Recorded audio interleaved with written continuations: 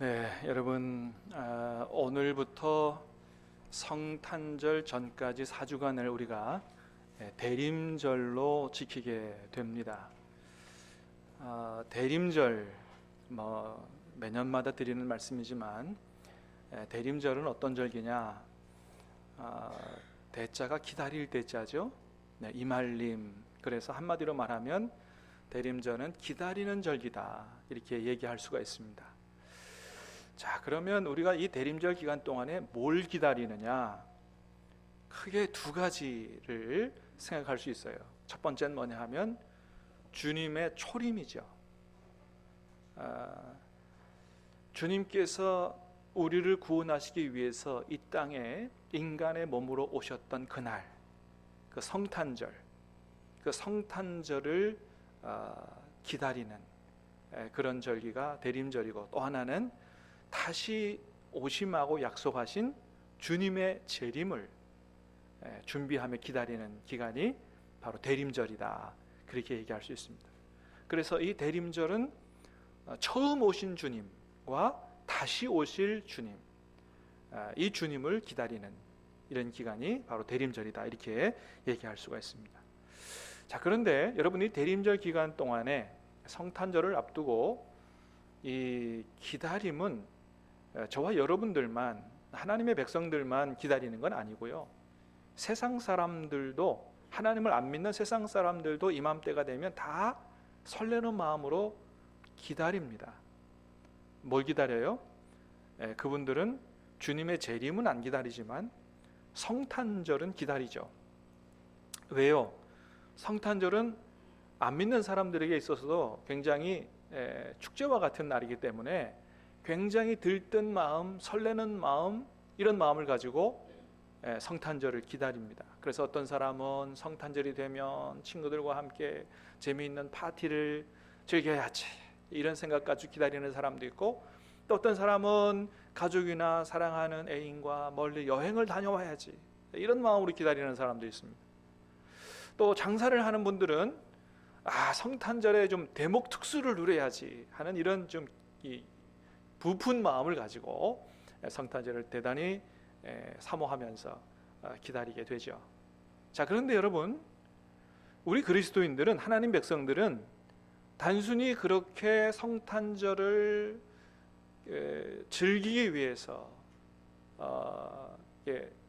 뭔가를, 나를 위해서 뭔가를 하기 위해서 그런 마음을 가지고, 그런 들뜬 마음을 가지고 기다려서는 안 된다 하는 거죠. 성탄절은 우리가 즐기기 위해서 있는 날이 사실은 아니기 때문에 그렇습니다. 자, 여러분, 그러면 우리 하나님 백성들은 어떤 자세로 이 대림절 기간 동안에 성탄절을 기다리고 주님의 재림을 기다려야 할 건가? 우리가 좀 깊이 생각해 볼 필요가 있습니다. 자, 여러분은 이 대림절 기간 동안에 어떤 마음으로 주님을 기다리시겠습니까? 자, 첫 번째는 믿음의 자세를 가지고 우리가 기다려야 되겠다라고 하는 겁니다. 여러분, 성탄절은 어떤 날이라고 그랬어요? 우리가 단순히 기쁘고 즐겁게 노는 날이 아니라 하나님께서 저와 여러분들을 죄와 지옥의 권세 가운데서 구원해 주시기 위해서 독생하신 하나님의 아들, 그분을 인간의 몸을 입혀서 이 땅에 내려보내신 그런 엄청난 축복의 날이고 은총의 날이기 때문에 그 하나님의 은혜를, 그 하나님의 사랑을 기억하며 기뻐하며 축하하는, 또 감사하는 이런 날이 되어야 한다라고 하는 것입니다. 그렇기 때문에 하나님 앞에 기뻐하고 감사하고 축하하고 이런 날이 돼야지, 단순히 우리 자신이 즐기거나 여행 가거나 이런 날이 돼서는 안 된다라고 하는 거죠. 사랑하는 여러분, 여러분은 2000년 전에 이 땅에, 저 이스라엘 땅에 실제로 인간의 몸을 입고 사셨던 그 예수님이 정말로 하나님의 아들이심을 믿으십니까? 여러분, 이건 아주 대단히 중요한 문제예요. 그냥 다른 사람이 그렇다고 그래서 나도 그냥 그렇습니다, 그렇게 대답할 게 아니에요. 정말 내가 이 예수님을 정말 하나님의 아들이라고 믿느냐, 나를 구원하기 위해서 이 땅에 인간의 몸을 입고 오신 하나님이요 그리스도요 구세주라는 사실을 내가 정말 믿느냐, 이거 중요한 겁니다. 이게 대단히 중요한 거예요. 여러분, 우리는 많은 거의 모든 분들이 다 정말 그것을 확실히 믿는 줄로 믿습니다. 사실 우리는 예수님이 하나님의 아들이시라는 거 그렇게 의심하지 않고 그렇게 쉽게 이렇게 믿고 확실하게 믿고 하는데, 역사적으로 보면 이 땅에 인간의 몸을 입고 사셨던 예수님이 정말 하나님의 아들이냐, 그분이 정말 하나님이냐, 이거 믿는 거 쉽지 않았던 때가 많았던 것을 보게 됩니다. 믿지 못하는 사람들의 얘기는 그런 거예요. 아니, 이 땅에서 인간으로 살았던 사람이 어떻게 하나님의 아들이고 하나님이 될 수 있느냐, 그거 어떻게 상식적으로 그게 이해가 되느냐 말이에요. 예수라고 하는 분이 훌륭한 분인 것은 알겠는데 그분이 어떻게 하나님이고 하나님의 아들일 수가 있느냐, 사람이면 사람이지 어떻게 사람이 하나님이 될 수 있느냐라고 하는 것이죠. 어떻게 보면 굉장히 상식적인 얘기 아니겠어요? 그런 생각들이 예수님의 당시부터 아주 팽배했습니다. 예수님께서 이 땅에 살아가실 때 그때 많은 유대인들에게 내가 하나님의 아들이라고 그렇게 분명하게 말씀을 하셨어요. 자, 그럴 때마다 그걸 듣는 유대인들이 뭐라고 얘기했어요? 아니, 무슨 소리 하고 있어? 너의 부모를 우리가 알고 있는데, 네가 어디서 태어났고 네가 누구의 자식이고, 너 아버지 목수 요셉 맞잖아, 너 어머니 마리아 맞잖아, 너의 부모를, 너 육신적인 부모를 우리가 분명히 알고 있는데 네가 무슨 하나님의 아들이고 네가 무슨 하나님이라고 하느냐, 미친 거 아니냐 말이지. 이런 반응들을 보였던 거죠. 여러분, 그래요. 예수님이 우리 이 땅에서 2000년 전에 우리와 똑같은 몸을 가지고 사셨기 때문에 이건 부인할 사람은 아무도 없어요. 세계 역사 가운데 그대로 다 기록이 되어 있는 거기 때문에 법적으로는 요셉의 아들이요 육체적으로는 마리아의 아들이 확실했기 때문에, 심지어는 예수님의 제자들까지도, 예수님의 제자들은 예수님 옆에서 예수님이 기적을 행하는 거, 병자를 치유하는 거 많이 봤습니다. 그럼에도 불구하고 예수님이 하나님의 아들이심을 잘 믿지 못했습니다. 예수님께서 바다 위로 걸어오시기도 하시고, 예수님께서 성난 바람과 파도를 꾸짖어 가지고 아주 그 잔잔하게 그렇게 하실 때도 제자들이 예수님의 정체를 확실히 믿지 못해서, 아니 이 사람이 도대체 누구기에 이렇게 바람과 파도도 순종을 하는가, 성경에는 그대로 그렇게 기록되어 있어요. 도대체 이 사람이 누구냐 말이에요. 예수라고 하는 사람이 도대체 누구냐, 아니 우리와 똑같은 인간의 몸을 가졌는데 어떻게 물 위로 걸어오고 어떻게 병자를 치유하고 어떻게 바다를 꾸짖어서 평탄하게 만드냐 말이죠. 이게 도대체. 제자들조차도 그렇게 예수님이 하나님의 아들이심을 잘 믿지 못했습니다. 자, 그로부터 한 200년이 지난 이후에 로마에 300년 정도 진행된 이 기독교 박해를 끝내게 한 콘스탄틴 황제가 있습니다. 콘스탄틴 대제 때 아리우스라고 하는 사람이 있었어요. 아리우스. 이 사람이 당시에는 아주 훌륭한 면이 있는 아주 훌륭한 그런 그 신앙인이었습니다. 왜냐하면 로마 제국은 무슨 그 신관을 가지고 있었냐면 다신관을 가지고 있었어요. 신이 하나가 아니란 말이죠. 신이 많단 말이에요. 이런 다신교를 믿는 로마 제국 사회에서 이 사람만큼은 어떤 신앙을 가졌냐 하면, 하나님은 유일하게 한 분이시다, 이런 유일신 사상 신앙 고백을 한 사람이 바로 아리우스라고 하는 사람이에요. 그러니까 대단한 사람이죠. 대단한 믿음을 갖고 있는 사람이에요. 그런데 이 아리우스라고 하는 사람이 너무 유일신 사상에 꽂힌 나머지 예수님을 하나님으로 믿지 못했습니다. 그러니까 이 아리우스도 마찬가지예요. 이 땅에 인간으로 살았던 예수님이 사람이면 사람이지 어떻게 하나님이 될 수 있느냐 말이에요. 그래서 이 아리우스는 예수님이 신적인 요소가 있고 신적인 능력이 있다 그래도 하나님은 될 수 없다. 그래서 어떻게 얘기했냐면, 예수님은 이 땅에 피조물 중에서 으뜸이다, 이렇게 얘기했습니다. 이 땅의 피조물 중에서 예수님을 따라올 존재가 없다, 으뜸이다. 조금 더 양보해서 어디까지 얘기했냐면, 예수님이 설사 신이라 그래도 창조주 하나님과 똑같은 분은 아니고 2급 신이다 그랬습니다. 2급 신이다. 2급 신이다. 예수님을 절대로 하나님과 동일 본질한 분으로 믿을 수 없다라고 하는 것이죠. 사랑하는 여러분, 다시 한번 묻습니다. 여러분은 이 땅에 2000년 전에 실제로 인간의 몸을 입고 사셨던 그 예수님이 정말 하나님의 아들이요 하나님이심을 믿으십니까? 우리가 성탄절을 기다리면서 여러분, 이 고백을 아주 분명히 하고 이 분명한 신앙 고백 위에 서야 됩니다. 여러분, 우리가 이것을 분명히 믿어야 돼요.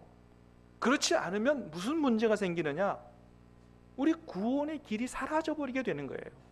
이 고백이 분명치 않으면 구원의 길이 사라져버리게 되는 거예요.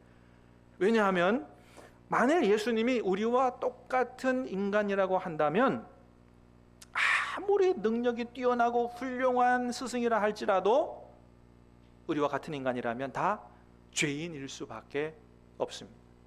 인간은 다 죄인이에요. 아무리 뛰어난 능력이 가지고 IQ가 좋고 아무리 훌륭하고 그래도 다 죄인일 수밖에 없어요. 죄인이면 우리의 죄를 대속할 만한 자격이 안 되는 것입니다.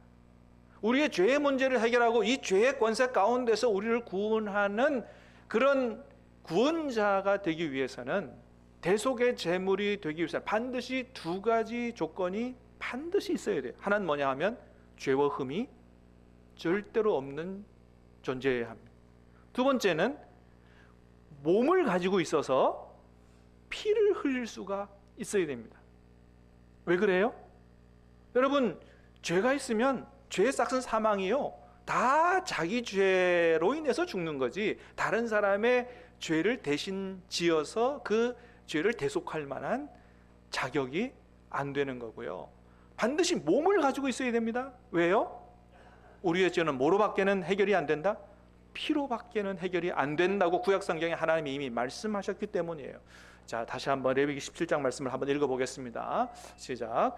육체의 생명은 피에 있음이라. 내가 이 피를 너희에게 주어 제단에 뿌려 너희의 생명을 위하여 속죄하게 하였나니 생명이 피에 있으므로 피가 죄를 속하느니라. 뭐가 죄를 없앤다고요?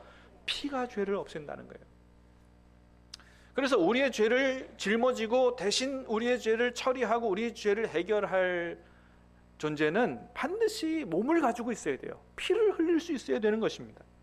그러므로 우리의 구원자가 되기 위해서는 이 두 가지 조건을 다 충족시켜야 돼요.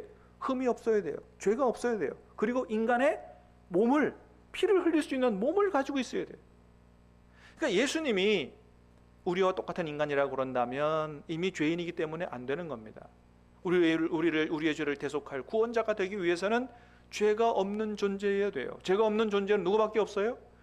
신밖에 없는 거예요. 그 다음에 뭘 갖고 있어야 돼요? 인간의 몸을 갖고 있어야 돼요. 그래서 하나님의 아들이셔야 되고, 우리의 구원자는 인간이 아니라 죄 없으신 순결한 하나님이어야 되고, 그분이 인간의 몸을 입고 내려와 우리의 죄를 짊어지고 십자가에 피 흘려 돌아가시는 이런 일이 있어야 되는 겁니다. 이게 하나님께서 우리를 구원하시는 유일한 길이에요.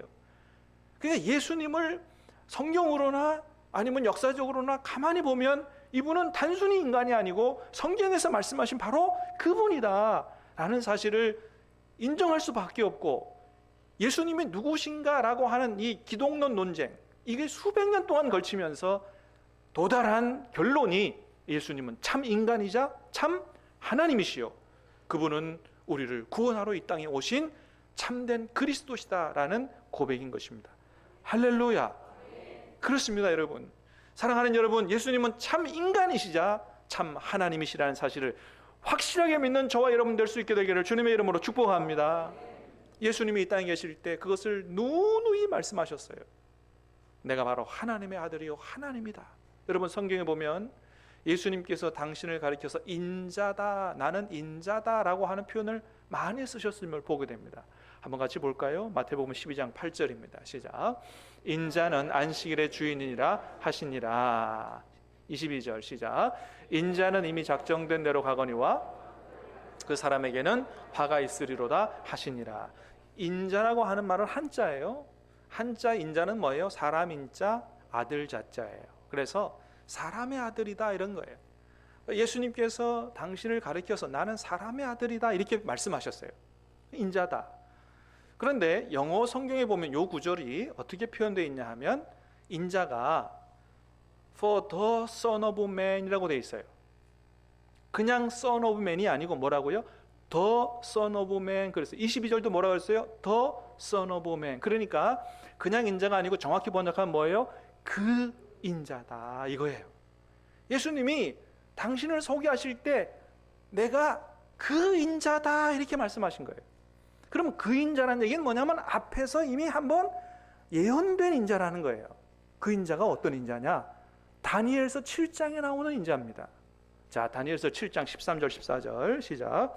내가 또 밤 한상 중에 보니 인자 같은 이가 하늘구름을 타고 와서 옛적부터 항상 계신 이에게 나아가 그 앞으로 인도되매 그에게 건세와 영광과 나라를 주고 모든 백성과 나라들과 다른 언어를 말하는 모든 자들이 그를 섬기게 하였으니 그의 권세는 소멸되지 아니하는 영원한 권세요 그의 나라는 멸망하지 아니할 것이니라. 아멘.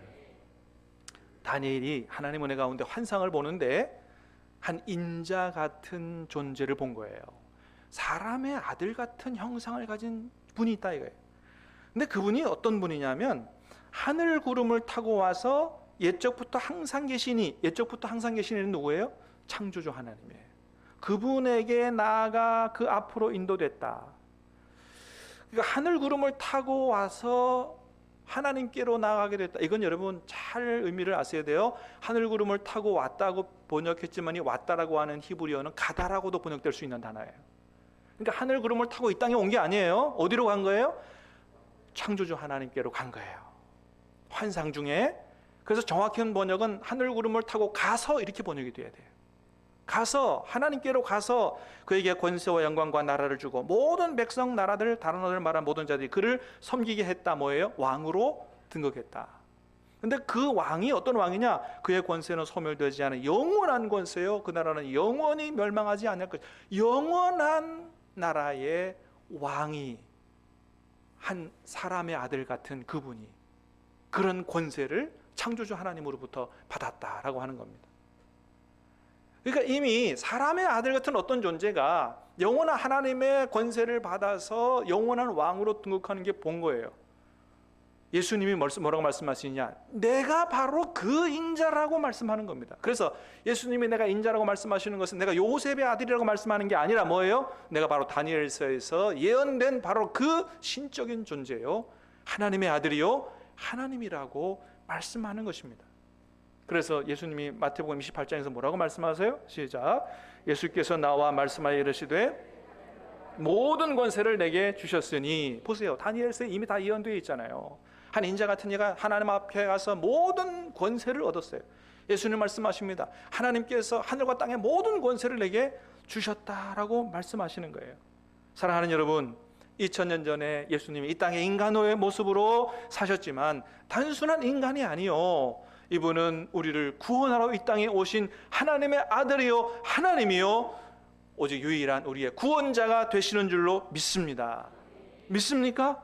그렇습니다, 여러분. 그렇기 때문에 이 땅에 하나님의 아들이 우리를 구원하기 위해서 이 땅에 내려오신 그날을 기념하고 기뻐하며 축하하는 이 성탄절을 우리가 예수님을 제대로 모르는 세상 사람들처럼 그저 즐기고 놀기 위해서 들뜬 마음으로 여행 가기 위한 그런 마음으로 그런 자세로 기다려서는 안 되고, 예수님 때문에, 그 예수님 때문에 구원받은 우리는 이 우리를 구원하러 오신 이 예수님이 어떤 분이신가를 분명히 알고 우리가 분명한 신앙 고백을 가지고 우리가 그 믿음 위에 더욱더 굳건하게 서야 될 줄로 믿습니다.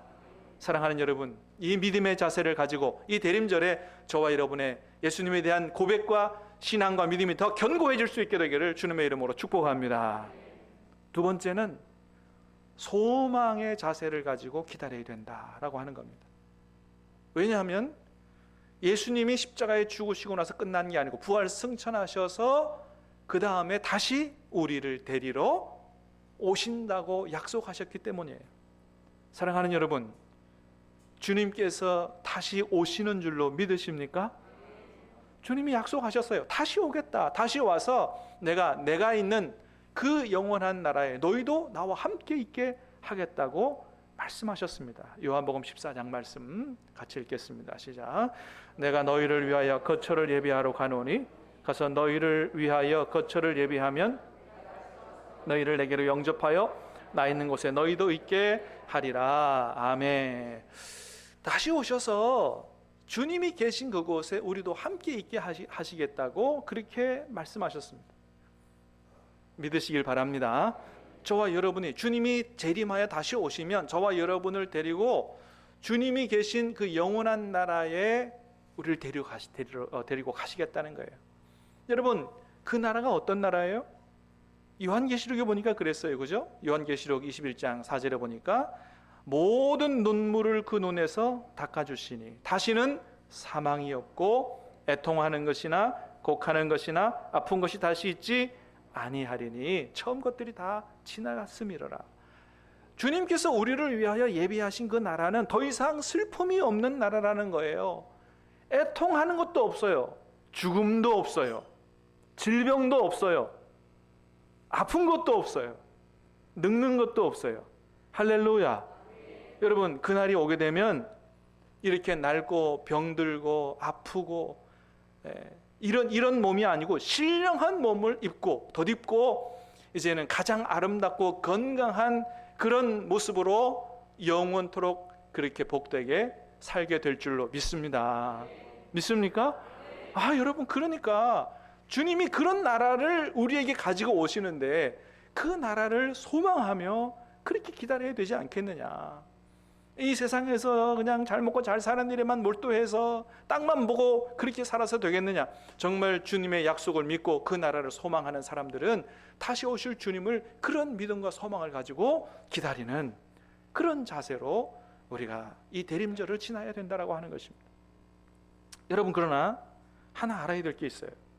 그건 뭐냐 하면 주님이 우리를 위해서 아무리 좋은 집을 예비하셨다고 하더라도 모든 사람이 다 그곳으로 가게 되느냐? 그렇지 않다는 겁니다. 왜 그래요? 그 나라는 준비된 자만 갈 수 있기 때문이에요.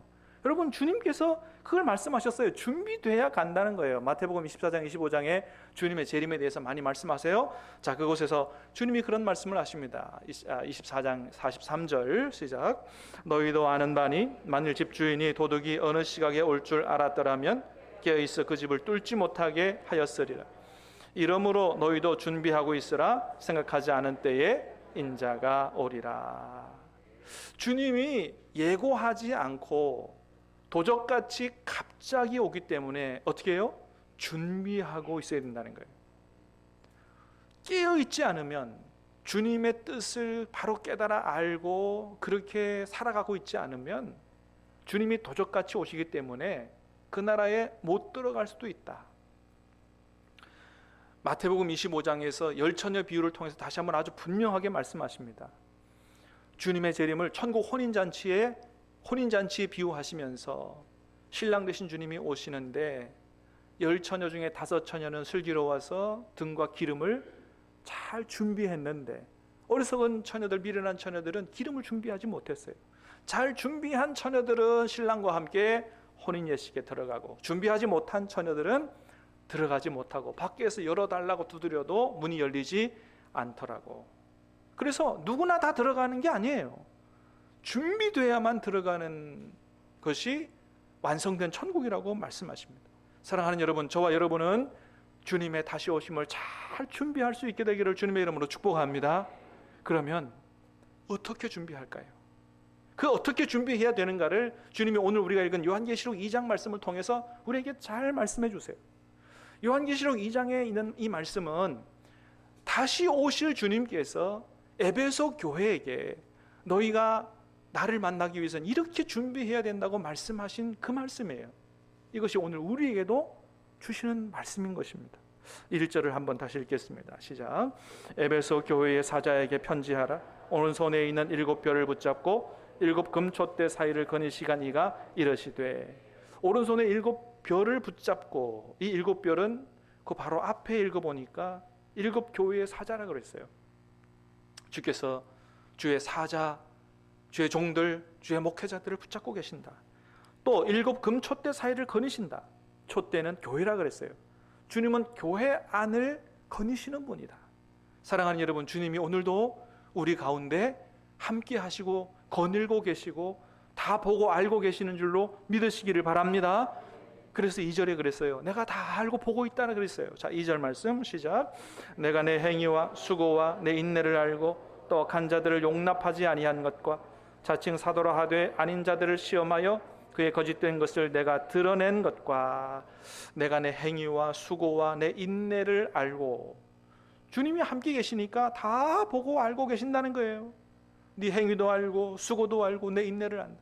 사랑하는 여러분, 주님께서 여러분들이 주님을 위해서, 교회를 위해서 수고하고 헌신하고 참고 기다리고 모든 것을 다 보고 알고 계신 줄로 믿으시길 바랍니다. 그것을 칭찬하시고 인정해 주시는 줄로 믿으시기를 바랍니다. 너무 사람 보고 일하지 마세요. 주님 보고 일하세요. 주님 다 보고 계신다는 거예요. 그리고 또 네가 악한 자들을 용납하지 아니한 거, 자칭 사도라 하되 거짓된 자들, 그런 거 다 드러낸 거 내가 알고 있다. 에베소 교회가 여러분 얼마나 진리 위에 굳건히 선 교회였는지 이런 것들을 다 밝히 드러냈다는 거예요. 그러니까 거짓 교사들에게 넘어가지 않았다. 이단에 미혹되지도 않았다. 그러니까 그들의 신앙과 이 성경 수준, 신학 수준이 아주 상당한 수준에 이르는 것을 보게 됩니다. 굉장히 똑똑한 교회였어요. 그런데 아주 큰 문제가 주님 보시기에 하나 있었다. 4절 시작. 그러나 너를 책망할 것이 있나니 너의 처음 사랑을 버렸느니라. 성경도 많이 알고 신학 수준도 좋고 다 좋은데 충성도 하고 하는데 큰 문제가 있다는 거예요. 그건 뭐냐 하면 처음 사랑을 버렸다는 거예요. 첫사랑을 버렸다는 거예요.